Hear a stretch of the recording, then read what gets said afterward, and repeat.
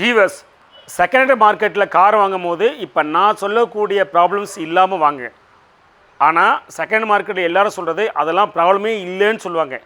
அப்படி என்ன இந்த கான்ட்ரடிக்ஷன் அப்படின்னு பார்த்தீங்கன்னா, நான் சொல்லக்கூடிய ப்ராப்ளம் எதுன்னு கேட்டிங்கன்னா லீக்கு, மிக்சிங்கு, நாய்ஸு, இது மூணும் இருக்கக்கூடாது. Leak, engine oil leak, gear box oil leak, இந்த மாதிரி ஸ்டேரிங் பாக்ஸ் ஆயிலுக்கு இந்த மாதிரி லீக் இருக்கக்கூடாது. அடுத்தது சவுண்டு, இந்த வைப்ரேஷன் சொல்லுவோம் இல்லையா, vibration, noise, whatever it is, என்ஜின்லேருந்து அந்த மாதிரி இல்லாமல் வாங்கிக்கிங்க. அதுக்கு அடுத்தது engine oil coolant oil mix ஆகிறது, இந்த மாதிரி கம்ப்ளைண்ட்ஸ்லாம் இல்லாமல் பார்த்துங்க. நிறைய டீலர்ஸ் நிறைய பேர் சொல்கிறது இதெல்லாம் ஒரு பெரிய விஷயம் இல்லைங்க, இதெல்லாம் ஒரு சீலு ஓரிங்கு மாற்றினா ப்ராப்ளம் சால்வ் ஆகிடும், நாய்ஸ்னால் ஒரு பேரிங்கை மாற்றினா சரியாயிடும்பாங்க. அது உண்மை கிடையாது. அதுவும் பர்டிகுலராக ஃபோக்ஸ்வேகன், ஸ்கோடாவை பொறுத்தவரையில் அது உண்மை கிடையாது. உங்களுக்கான ரியல் கேஸ் ஸ்டடி இந்த வண்டி ஃபோக்ஸ்வேகன் போலும். இந்த வண்டியில் கஸ்டமருடைய கம்ப்ளைண்ட் இப்போ நான் சொன்னது தான் ஃபஸ்ட்டு ப்ரைமரி கம்ப்ளைண்ட் சொன்னது, sir engine oil coolant oil mix ஆகுது. செகண்டு, என்ஜினை சுற்றி நிறைய இடத்துல ஆயில் லீக் இருக்குது. மூணாவது, டீசல் லீக் ஆகுது.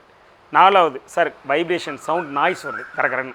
இதான் இந்த 4 ப்ராப்ளத்தை சால்வ் பண்ணுறதுக்கு 2 மேஜராக கான்ட்ரிபியூட் பண்ணுது.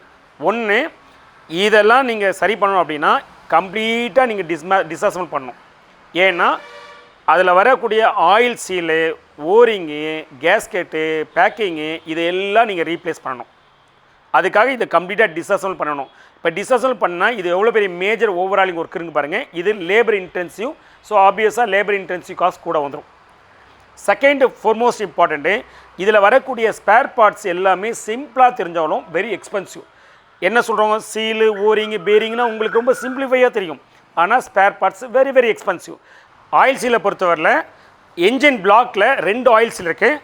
ஒன்று இதை கேட்டினா இங்கே ஃப்ரண்ட் எண்ட் ஆயில் சீல்னு ஒன்று வரும், இங்கே ஒரு ரியர் எண்ட் ஆயில் சீல் இருக்கும், அதை இதை ரிமூவ் பண்ணால் இந்த ரியர் எண்ட் ஆயில் சீலு கிட்டத்தட்ட 13,000 ரூபாய்க்கு மேலே. அதே மாதிரி இங்கே பாருங்கள் கேம் ஷாஃப்ட்டு, இந்த கேம் ஷாஃப்ட் ஆயில் சீலுக்கு பார்த்திங்கன்னா இது மட்டுமே நியர்லி 2,500 3,000 ரூபாய் வரைக்கும் ஆகுது ஓஎம் பொறுத்தவரையில்.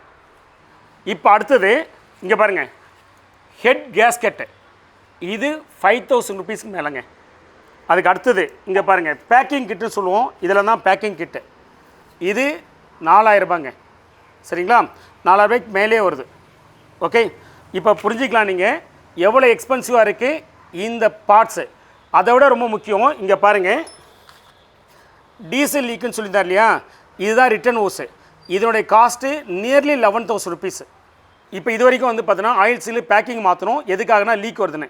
இப்போ நம்ம மாற்ற போகிறது டைமிங் கிட்டு. டைமிங் கிட்டு எதுக்காக மாற்றினா பேரிங்கில் நிறைய நாய்ஸ் வருது, அகைன் இவ்வளோ பெரிய ஓவராலிங் பண்ணும்போது இதையும் சேர்த்து மாற்றி ஆகணும். இதனுடைய காஸ்ட்டு, இந்த பெல்ட்டு, இந்த டென்ஷனரு, இந்த ஐட்லரு, வாட்டர் பம்பு, இதெல்லாம் சேர்த்து கிட்டத்தட்ட 18,000 20,000 வரைக்கும் வருது. அது இந்த கிளச்சு நம்ம மாற்ற போகிறோம். கிளச்சுக்கும் ஆயில் லீக்கு மற்றபடி சவுண்டுக்கு சம்மந்தம் கிடையாது. ஆனால் இது தேய்மானம் ஆகிருக்கு, அதனால் இதை மாற்ற போகிறோம். சரியா, இவ்வளோ வேலை செய்யும் போது இதெல்லாம் விட்டுட்டு போயிட்டா அகைன் இதே வேலை திரும்ப செய்யும் போது திரும்பி பிரிக்க வேண்டியிருக்கும், அதுக்காக மாற்றணும். அதுக்கு அடுத்தது லேஷ் அட்ஜஸ்டர். இந்த லேஷ் அட்ஜஸ்டர் எதுக்காக மாற்றணும் அப்படின்னா நாய்ஸ் வருது பார்த்தீங்களா, அதுக்காக. ஒரு செட்டும் இதில் 12 செட்டு வரும். இந்த 12 செட்டும் வந்து பார்த்தீங்கன்னா ஒரு செட்டு வந்து ரஃப்லேயே வந்து 1,000 ருபீஸு. அப்போ இது மட்டும் 12,000 ரூபா வருது. ஆயில் லீக்கு கூலண்ட்டில் மிக்ஸ் ஆகுது இல்லையா, அதுக்கான காரணம் இந்த பாருங்க, இந்த ஆயில் கூலர் தான் ஃபால்ட்டு. ஸோ இந்த ஆயில் கூலர் மாற்ற போகிறோம். இந்த ஆயில் கூலர் கிட்டத்தட்ட 6,000 ரூபா. சரியா, இந்த 6,000 ரூபா மட்டும் மாற்றினா போதாது. இங்கே பாருங்கள் இந்த ரேடியேட்டர் இருக்குது பார்த்தீங்களா, இந்த ரேடியேட்டர் மாற்றணும். இதை கேட்டினா இதுக்குள்ளே இருக்குது, இதான் ரேடியேட்டர். இந்த ரேடியேட்டர் மாற்றணும். ஏன்னா இதில் ஆயில் நிறைய சோக்காக இருக்குது. உங்களில் பல பேர் நினைக்கலாம் இதை வந்து பார்த்தீங்கன்னா சர்வீஸ் பண்ணி போடலான்னு, ஆனால் ஆயில் நிறைய மிக்ஸ் ஆகிருந்தனால இதை ரீப்ளேஸ் பண்ணுறது தான் அட்வைசபிள். இது மட்டும் நம்ம மாற்ற முடியாது, இது கூட சேர்த்து கூலண்ட்லேயும் நிறைய ஆயில் மிக்ஸ் ஆகிடுச்சு கூலண்ட் ஹோஸில். ஸோ கூலண்ட் ஹோஸையை மாற்றணும். கூலண்ட் ஹோஸ் எவ்வளோ ரேட்டு தெரியுங்களா உங்களுக்கு? அதுக்கு முன்னாடி சொல்ல, ரேடியேட்டர் கிட்டத்தட்ட 5,000 ரூபாய் மேலேங்க. கூலண்ட் ஹோஸ் காட்டுற பாருங்க, இங்கே பாருங்கள் இந்த கூலண்ட் ஹோஸ்லாம் மாற்ற வேணும். ஏன்னா ஏற்கனவே நிறைய வந்து இவங்க பேஸ்ட்லாம் போட்டு ஜாயின் பண்ணியிருக்காங்க. அது போக இந்த ஆயிலில் இதுக்குள்ளே போயிட்டு கெமிக்கல் ரியாக்ஷன் ஆகி இதனுடைய ப்ராப்பர்ட்டியை மாறிடுச்சு. இந்த ஹோஸ் மட்டுமே 9,000 ருபீஸுங்க. நம்ம முடியல, நம்ம இதாகணும். அடுத்தது போல்ட்டுங்க. நிறைய பேர் நினைப்பீங்க இந்த போல்ட்டு ஏன் சார் மாற்றணும் அப்படின்னு. போல்ட்டை மாற்றாகணும். ஏன்னா இது வந்து ஒய்டிடி அப்படின்னா ஈல்டு டு டார்க்குன்னு பேர். இதெல்லாம் 1 டைம் போல்டு, இதெல்லாம் நீங்கள் செகண்ட் டைம் யூஸ் பண்ணக்கூடாது. ஒரு போல்டு மட்டுமே கிட்டத்தட்ட 700-800 வருது. அப்போ இந்த போல்டு மட்டுமே கிட்டத்தட்ட 12,000 ரூபா வந்துடும். இந்த வாஷர்லாம் சேர்த்திங்கன்னா வாஷருமே கிட்டத்தட்ட 200-250 ரூபா வரும். அப்போ இந்த இதெல்லாமே மட்டுமே ஒரு 13,000 கிட்ட வந்துடும். இப்போ தெரியுதா உங்களுக்கு இந்த காரில் எவ்வளோ எக்ஸ்பென்சிவ்னு? இப்போது இது தவிர்த்து இங்கே பாருங்கள் என்ஜின் ஹெட்டு, என்ஜின் பிளாக்கு. இப்போ இதெல்லாம் என்ன பண்ணுவீங்க, ஓவராலிங் பண்ண வேண்டியிருக்கும். ஏன்னா இவ்வளோ வேலை செஞ்சுருங்க, இதெல்லாம் கட்டிட்டீங்க. இப்போ என்ஜின் ஹெட்டை பொறுத்தவரையில் நீங்கள் என்ஜின் ஹெட்டை மெஷினிங் சென்டரில் கொடுத்துட்டு அந்த வால்வ்லாம் சரியாக இருக்கான்னு பார்க்கணும், இல்லை வால்வு ரீப்ளேஸ் பண்ண வேண்டியிருக்கும், ஸ்டெம்லாம் மாற்ற வேண்டியிருக்கும். சரியா? நாட் நெசசரி எல்லாம் மாற்றணும் சொல்ல வரல, பட் செக் பண்ணி போட வேண்டியிருக்கும். அது போக என்ஜின் பிளாக்கு, என்ஜின் பிளாக்கில் பிஸ்டன் ரிங்ஸ்லாம் மாற்றுறது அட்வைசபிள். ஏன்னா இவ்வளோ பேர் ஒர்க் பண்ணும்போது திரும்ப வந்து பிஸ்டன் ரிங்ஸ் வந்து தேய்மானத்தில் இருக்கும் மாற்றிறது நல்லது. அப்போ இவ்வளோ ஒர்க்கை நீங்கள் பண்ண என்ன ஆகுனா எக்ஸ்பென்சிவ் கூட்டிகிட்டே போகும். இங்கே பாருங்கள் எவ்வளோ ஸ்பேர் பார்ட்ஸ் டிஸ்மேண்டில் பண்ணியிருக்கு பாருங்கள் அந்த கார்லேருந்து. இவ்வளோ ஸ்பேர் பார்ட்ஸ் எதுக்காக கட்டியிருக்கோன்னா, இப்போ நான் சொன்னோம் இல்லையா, ஆயில் சீலு, கேஸ்கெட்டு, பேக்கிங்கு, இதெல்லாம் ரீப்ளேஸ் பண்ணுறது, இதெல்லாம் கட்டினா தான் நீங்கள் அதை ரீப்ளேஸ் பண்ண முடியும். அப்போ இவ்வளோ ஸ்பேர் பார்ட்ஸையும் கட்டி திரும்பவும் ரீஃபிட் பண்ணணும் அப்படிங்கிறது எவ்வளோ லேபர் இன்டென்சிவ்னு பாருங்கள், எவ்வளோ டைம் கன்சூமிங் ஆக்டிவிட்டீஸ் பாருங்கள்.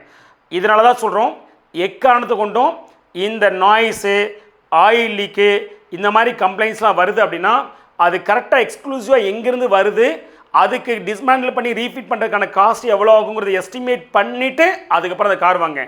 இல்லை டீலர் சொல்கிறது அப்படி நம்பி ஜஸ்ட் லைக் ஒன்றும் இருக்காது நீங்களாக ஒரு அசம்ப்ஷன் வாங்கிட்டீங்கன்னா இவ்வளோ பெரிய நெருக்கடிக்குள்ளாயிடுவீங்க. சரிங்களா?